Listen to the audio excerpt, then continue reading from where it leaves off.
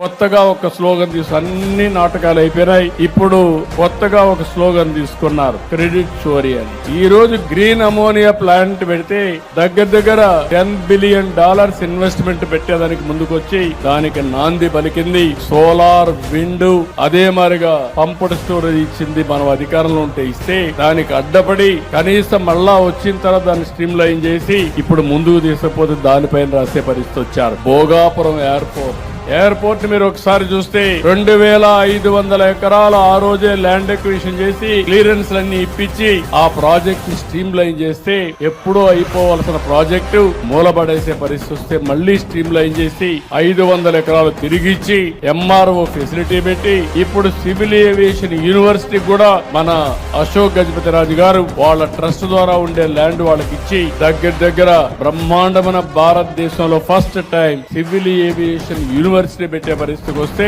అది కూడా నా వల్ల వచ్చిందని చెప్పుకునే పరిస్థితికి వచ్చారు.